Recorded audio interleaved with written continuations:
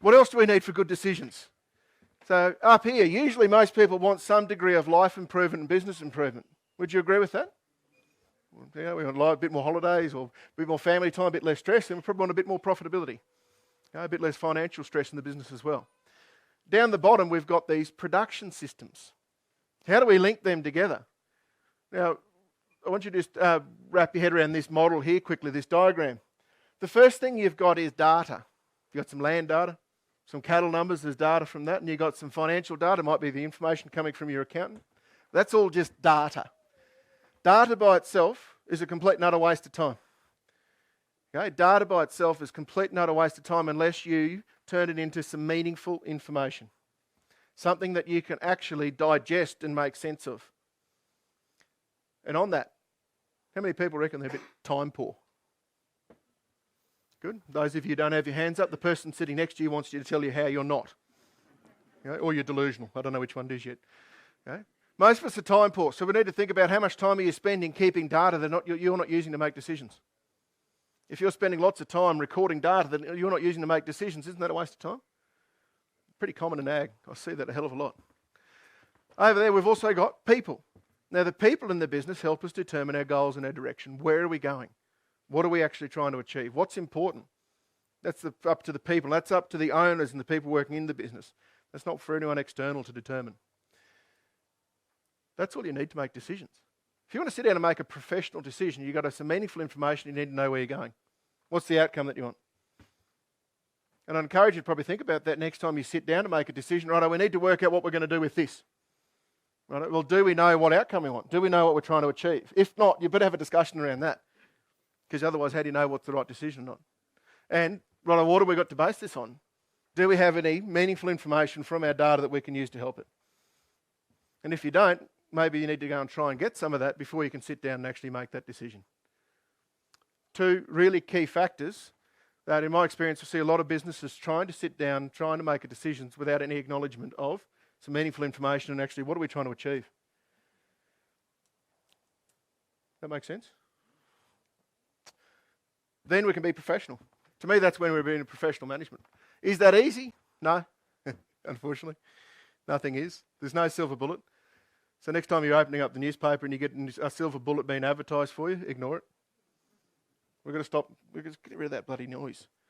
Okay? You're getting sold silver bullets every time you open a newspaper, watch a TV ad, and something pops up on your phone. Just bloody ignore it. It's a waste of time. It's a distraction that you don't have time for. So ignore that and start thinking about what can you do. It takes time. You've got to get some knowledge to do this. The hard part after knowledge is actually turning this into skills.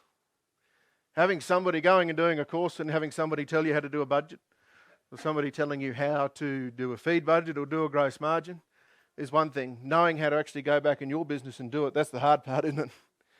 That's when you've got to put your shoulder to the wheel. And that's where, again, I talked about this morning, that's where you've got to have that grind. That's where you've got to almost get excited to be uncomfortable because you know on the other side of discomfort, there's actually usually a breakthrough. Unfortunately now, my opinion is, society's bloody scared of discomfort. We don't want to go through that bit of pain to get to the point to actually know how to do it. We'll go and distract ourselves with something that's more exciting. And if we think we're immune to that in agriculture, we're kidding ourselves. So if we just want to break this out for a minute now. Three-legged pot. And let's just look at this in a really simple way for a second. One of the goals that we've got with managing our land is to increase our carrying capacity. To be able to run more animals on the same parcel of land. That'd be a good outcome, do you think? Yeah.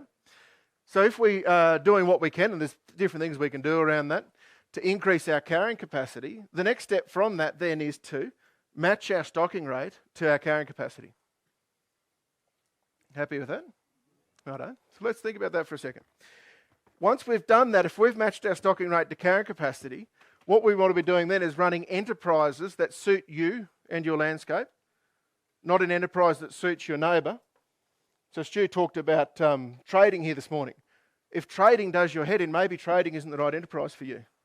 So it's not about doing what somebody else has said is right. It's about doing what works for you on your landscape.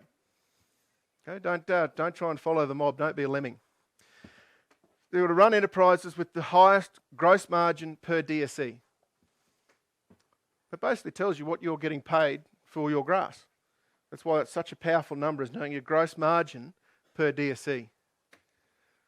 If you do that, if you increase your carrying capacity as much as you can, match stocking rate to carrying capacity, you stock it with the enterprises that are going to pay you the most amount of money for your feed in the current market conditions, and you do that at the optimal level of overheads. That's not starving a profit into your business either. That's just about optimal overheads with the best best interest rates you can get in the market. That's going to go a long way towards businesses being as viable and profitable as they can.